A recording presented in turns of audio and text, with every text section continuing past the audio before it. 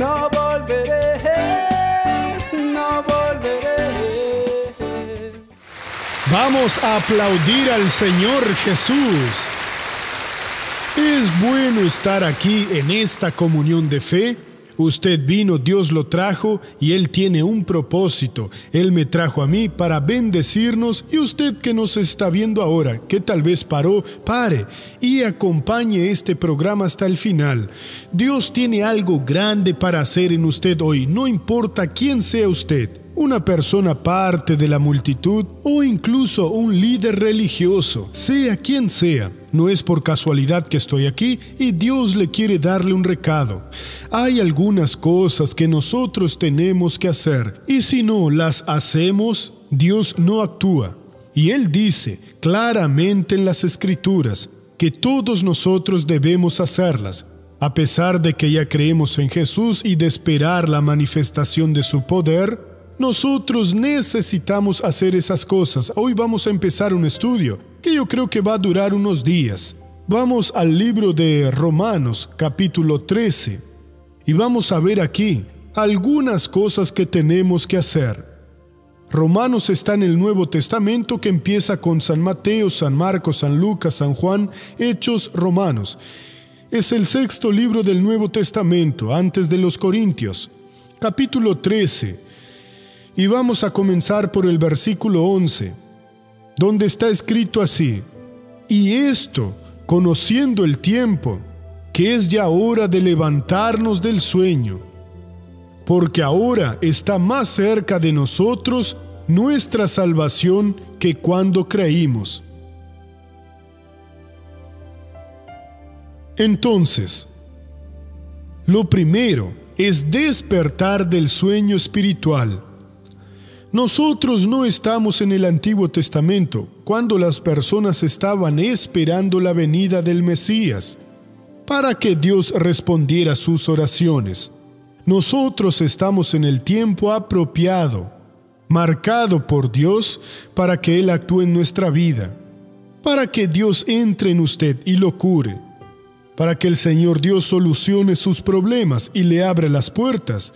Usted no tiene que esperar el tiempo de Dios como andan diciendo por ahí, porque el tiempo de Dios es el presente y es ahora cuando usted será bendecido. La Biblia dice: ahora es el día de la salvación, ahora es el tiempo aceptable. Si usted continúa durmiendo, ese sueño no es de Dios. Es una acción maligna que hace que la persona lo deje para después.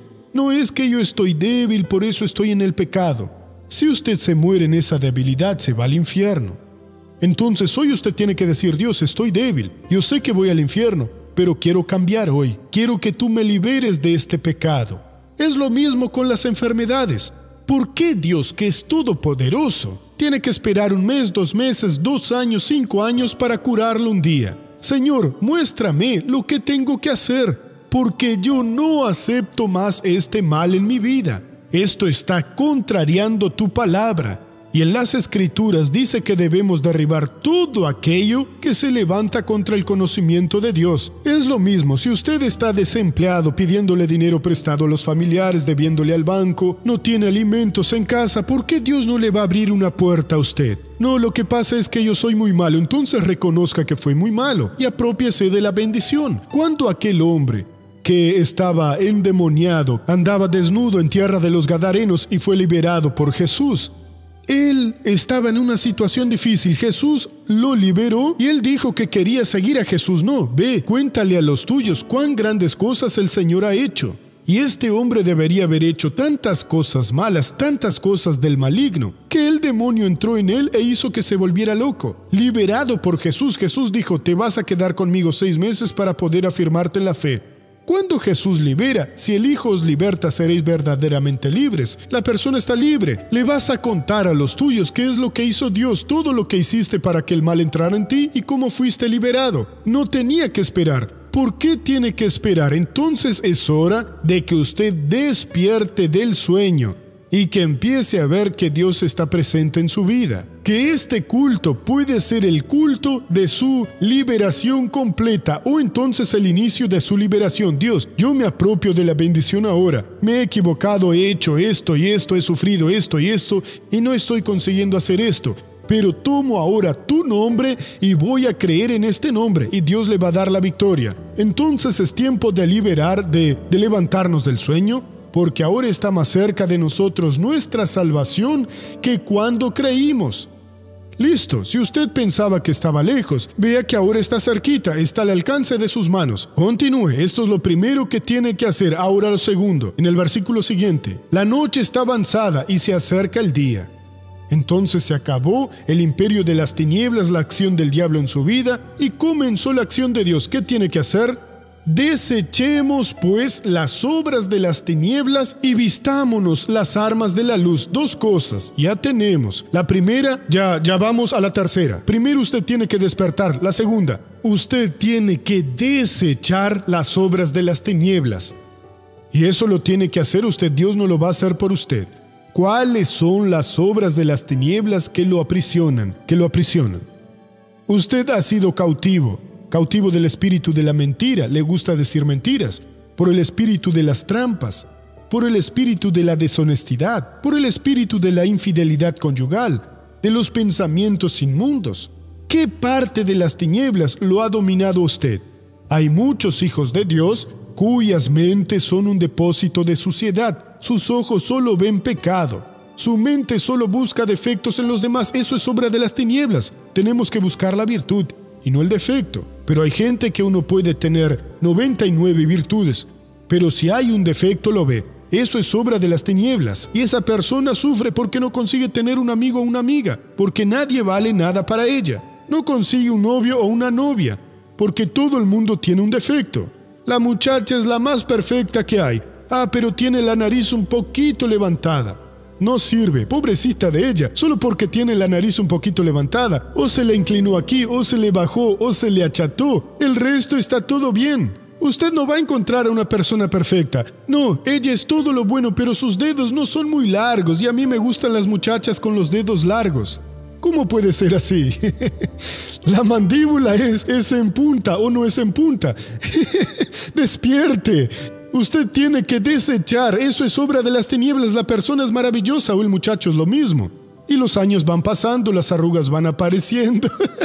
Las cosas se van poniendo feas. Y se me está pasando la vida. Eso es obra de las tinieblas. Como con el empleo, no consigo empleo. Dios mío, hay empleadores necesitando. Hay empleadas domésticas diciendo nadie quiere contratarme. Y hay patrones diciendo no consigo una buena empleada doméstica. Es algo serio. Una secretaria, un secretario, doctores que no consiguen. Usted tiene que desecharlo, no. La Biblia dice que Dios nos lleva siempre en triunfo. Entonces voy a ser llevado en triunfo. Voy a la entrevista sabiendo que si ese lugar Dios lo destinó para mí, si es para mí, yo voy a conseguir la aprobación. Voy a ser un éxito a partir de hoy. Si usted no desecha las obras de las tinieblas, en este caso y en cualquier caso, pensamientos inmorales, mentiras, engaños, usted no necesita todo eso. El kilo de manzanas que venda no puede ser de 950 gramos, tiene que ser 1 kilo, no puede tener un poquito más. Lo que usted se propone hacer, lo tiene que realizar bien, si no es obra de las tinieblas. La persona que es así siempre está queriendo aprovecharse de alguien, pero si es al contrario se enoja. Entonces deseche las obras de las tinieblas y enseguida vístase con las armas de la luz. ¿Cuáles son las armas de la luz? El nombre de Jesús, el conocimiento de la palabra de Dios y la unción del Espíritu Santo. Si usted hace un estudio sobre el libro de Hechos de los Apóstoles, usted va a ver que había 3 llaves que les dieron el éxito a los apóstoles. Ellos conocían el nombre de Jesús, el poder, la autoridad y los usaban. Ellos predicaban la palabra, creían en la palabra y no salían de la palabra de Dios. Y ellos tenían la unción del Espíritu Santo. Esas 3 armas de la luz, usted tiene que vestirse con ellas. Aprender en la Biblia lo que se puede hacer con el nombre de Jesús y se puede hacer todo. Con ese nombre entramos en la presencia de Dios Con ese nombre atamos la acción maligna, con ese nombre reprendemos a los demonios, expulsamos a las enfermedades, curamos a las personas, libertamos al pueblo. Usted tiene que vestirse del nombre de Jesús, de la palabra de Dios y de la unción del Espíritu Santo. Si usted no está consiguiendo hablar en las lenguas extrañas, ¿es porque usted despreció al Espíritu Santo o porque usted está en pecado? Usted no consigue la libertad. Hermano, la verdad es la siguiente: usted no puede tener ni un pedacito de pecado en el alma. Isaías 59:2 dice que la iniquidad hace una división entre nosotros y nuestro Dios. La iniquidad cometida o la iniquidad deseada. Jesús dijo que cuando una persona le pone los ojos a otra con intención maligna e impura, ya adulteró en el corazón. No puede haber el pecado y hay que sacarlo realmente. Y mire, es una división completa. Usted sabe lo que es una división. Si existe una pared entre usted y yo no consigo abrazarlo ni usted puede abrazarme. Puede ser una pared de vidrio, podemos vernos el uno al otro. Pero doctor, yo quería abrazarlo, vamos a abrazar al vidrio porque no hay condiciones. Entonces existe una división. Cuando hay iniquidad, la hay. La iniquidad hace la división y el pecado le cubre el rostro a Dios. El pecado tiene la capacidad de cubrirle el rostro a Dios para que no nos oiga. Lo necesitamos, oramos con lágrimas, imploramos, esperamos y no viene nada. Pero Dios no me ha respondido, Dios no lo está oyendo a usted. Su pecado hace que el rostro del Señor Dios esté encubierto para usted. No oye sus oraciones. Son 3 cosas que tenemos que hacer que Dios no va a hacer por nosotros. ¿Qué más? Versículo 13. Andemos como de día honestamente. El cristiano no puede ser deshonesto. El cristiano tiene que ser honesto. Andemos como de día honestamente, no en glotonerías. Hay gente enferma que vive comiendo, vive para comer. Tiene un apetito voraz, tremendo, come cosas que incluso le están haciendo mal. Nada de glotonerías, la glotonería es pecado. No debe comer tanto, tiene que comer solo para alimentarse. No hace falta ese lujo de que todos los días tiene que haber variedad. Parece incluso el rey de Persia o Nerón. No, usted tiene que comer lo que necesita. Y borracheras, jamás se une a esas cosas. No en lujurias y libertinaje. No en contiendas y envidia. Entonces, tenemos que andar honestamente como de día y no en esas cosas. Huya de la glotonería, huya de la borrachera, de la lujuria y libertinaje, de contiendas y de envidia. Entonces ya vimos por lo menos unas más. Teníamos 3, ahora ya son 4. Al contrario, vestíos del Señor Jesucristo. ¿Qué es vestirse del Señor Jesús? Es tomar las revelaciones de la palabra y guardarlas dentro de usted y creer en todo lo que la palabra le dice a su corazón. Usted se reviste de eso. Usted hacía algunas cosas que no eran correctas, pero ahora no las va a hacer más. ¿Y por qué no las va a hacer? Porque guardé la palabra en mi corazón y estoy revestido del Señor Jesús. Jesús es la palabra de Dios. Cuanto más tenga de la palabra, más tendrá de Jesús. Vestíos del Señor Jesucristo y no satisfagáis los deseos de la carne. Entonces, cuando la carne con sus deseos desenfrenados, y son varios, lo venga a dominar, no, tendré cuidado, no le daré atención, voy a resistir y voy a hacer la voluntad de Dios. Y esto que Dios puso aquí, el Espíritu Santo se lo dictó a Pablo y él lo escribió. Fue exactamente el recado que él quería darme a mí y a usted. Dios no va a hacer eso por nosotros, nosotros lo tenemos que hacer. Entonces, hermano, despierte. El sueño espiritual ya pasó. Usted está en presencia de Dios 24 horas por día. No haga nada de errado, cumpla las orientaciones que están aquí, desechando las obras de las tinieblas, vistiéndose de la luz, andando honestamente. Vestíos del Señor Jesucristo y no satisfagáis los deseos de la carne, y usted así habrá dado grandes pasos para ser una persona exitosa en el nombre de Jesús. Amén. Vamos ahora a la novela de la vida real.